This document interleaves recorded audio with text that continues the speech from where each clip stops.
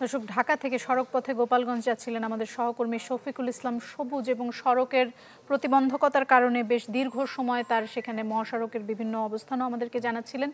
তার সঙ্গে কথা বলে সবশেষ অবস্থা জানার চেষ্টা করব। সবুজ, প্রথমে জানাবেন যে আপনি এই মুহূর্তে কোথায় অবস্থান করছেন? খুব সম্ভবত এনসিপির যে সভাস্থল সেখানে। একটু জানাবেন যে পুরো রাস্তা জুড়ে আপনি কি পরিস্থিতি দেখেছেন, বিশেষ করে কারফিউ জারি হওয়ার কথা রয়েছে কিছুক্ষণের মধ্যে, সেটা বলবৎ হবে। আইন শৃঙ্খলা বাহিনী হয়ে গেছে ইতিমধ্যে, আইন শৃঙ্খলা রক্ষাকারী বাহিনীদের তৎপরতা কেমন, এছাড়া সার্বিকভাবে কিভাবে দেখেছেন, কি পরিস্থিতি দেখেছেন আপনি? পরিস্থিতির কথা যদি বলি, ঢাকা থেকে গোপালগঞ্জ আসতে ভাঙার পর থেকেই কিন্তু আজকে সকাল থেকে যে গোপালগঞ্জ এক প্রকার রণক্ষেত্র পরিণত হয়েছিল রাত পর্যন্ত, সেই প্রভাব কিন্তু ছিল।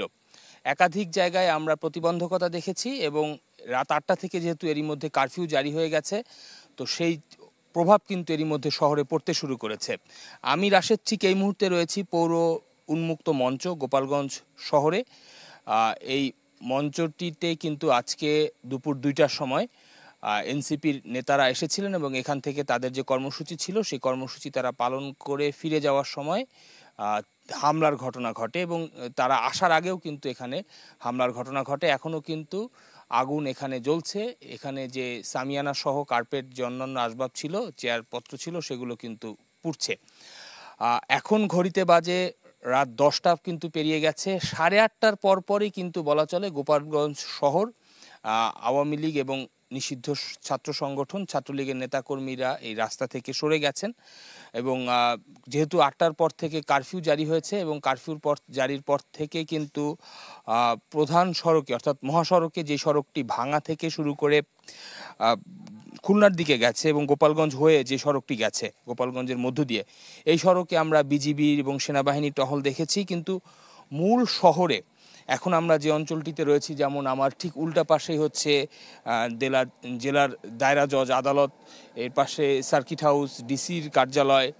তো পুরো রাস্তায় কিন্তু যে আজকে সারাদিন এখানে যে এক ধরনের ধ্বংসস্তূপ বা রণক্ষেত্র ছিল তার চিহ্ন কিন্তু রয়েছে। আগুনের পুড়ে গেছে। তারপরে বিভিন্ন রাজনৈতিক দলের যে তোরণ ছিল সেই তোরণগুলোও কিন্তু মঞ্চ রাস্তায় প্রতিবন্ধকতা রয়েছে। তো সব মিলে যে সারাদিন এক ধরনের ধ্বংসযজ্ঞ পুরো অঞ্চল জুড়ে চলেছে, ধাওয়া পাল্টা ধাওয়া হয়েছে, পাল্টাপাল্টি হামলা হয়েছে, তো তার রেশ কিন্তু এখন এই শহর জুড়ে রয়েছে। এবং এখন পর্যন্ত কিন্তু যেহেতু একাধিক প্রাণহানির ঘটনা আমরা এখানে জানতে পেরেছি, পুলিশের পক্ষ থেকে কিন্তু আনুষ্ঠানিক কোনো ব্রিফিং আমি আসার পরে শুনিনি। হয়তো আমাদের অন্য সহকর্মীরা সেই ব্রিফিং কভার করেছেন। সুলতান মাহমুদ আরিফ ছিলেন সকাল থেকে গোপালগঞ্জ শহরে এবং মাইকে কিন্তু ঘোষণা করা হয়েছে যে আজকে রাত 8টা থেকে আগামীকাল সন্ধ্যা 6টা পর্যন্ত এই গোপালগঞ্জের মানুষ যাতে অতি প্রয়োজন ছাড়া রাস্তায় না বের হন। এবং এখন কিন্তু বলা চলে থমথমে পরিস্থিতি, দোকানপাট সব বন্ধ। 2-1জন মানুষ হয়তো মাঝে মাঝে হেঁটে যাচ্ছেন। তো সব মিলে সারাদিনের যে রেশ, তার রেশ কিন্তু এখন স্পষ্ট রয়েছে পুরো শহর জুড়ে এবং মানুষের মধ্যে এক ধরনের আতঙ্ক বিরাজ করছে। তো স্বভাবতই ধারণা করা হচ্ছে যে আজকে সারাদিনের যে সহিংসতা কিংবা যারা নাশকতা করেছেন তাদের বিরুদ্ধে হয়তো রাতভর আইনশৃঙ্খলা রক্ষাকারী বাহিনীর কোনো অভিযান পরিচালিত হবে, এমন ইঙ্গিত কিন্তু আইনশৃঙ্খলা রক্ষাকারী বাহিনীর সদস্য যারা এই জেলায় রয়েছেন তারা আমাদেরকে দিয়েছেন।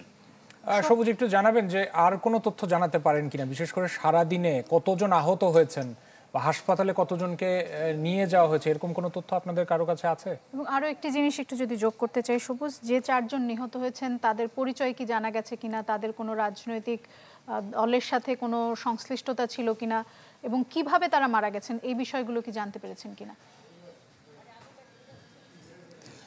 আসলে গেল 5 আগস্টের পর থেকে এখন পর্যন্ত প্রকাশ্যে কিন্তু ছাত্রলীগের কর্মসূচি বাংলাদেশের বেশিরভাগ অঞ্চলে নেই। তো গোপালগঞ্জ যেহেতু আওয়ামী লীগের দুর্গখ্যাত একটি জেলা, তো গোপালগঞ্জে কিন্তু গতকাল দুপুরের পর থেকে আমরা সামাজিক যোগাযোগ মাধ্যমে দেখছিলাম যে এখানে নানা ধরনের স্লোগান দেওয়া হচ্ছিল, নানা ধরনের কর্মসূচির ঘোষণা দেওয়া হচ্ছিল ফেসবুকের মাধ্যমে। তো যারা মারা গেছেন ছাত্রলীগের বিভিন্ন পেজ থেকে কিন্তু সেই ঘোষণাগুলো দেওয়া হয়েছে, তাদের পরিচয় দেওয়া হচ্ছে যে তারা ছাত্রলীগের কর্মী ছিলেন কিংবা আওয়ামী লীগের কর্মী সমর্থক ছিলেন। তবে এখন পর্যন্ত পুলিশের পক্ষ থেকে কিংবা দায়িত্বশীল কারো কাছ থেকে কিন্তু জানানো হয়নি এবং জেলা আওয়ামী লীগের বিভিন্ন লেয়ারের নেতাকর্মী যারা ছিলেন তারা যেহেতু পলাতক রয়েছেন, তো ফলে তাদের যে সুনির্দিষ্ট পরিচয় কিংবা তাদের পক্ষে কেউ এন্ডোর্স করবেন প্রশাসনের সামনে এসে, সেই অবস্থা কিন্তু এই অঞ্চলে নেই। তবে জেলা যে 250 শয্যার যে হাসপাতাল রয়েছে, সেই হাসপাতালের যিনি আবাসিক সার্জন চিকিৎসক রয়েছেন, তিনি যে তথ্য দিয়েছেন 50 জনের মতো সেখানে গেছেন এবং 15 জন গুলিবিদ্ধ অবস্থায় গেছেন এবং তাদেরকে বিভিন্ন হাসপাতালে এখান থেকে প্রেরণ করা হয়েছে এবং কয়েকজন এখানে এখন চিকিৎসাধীন রয়েছেন। সবুজ, অসংখ্য ধন্যবাদ আপনাকে, আপনিও নিরাপদে থাকবেন।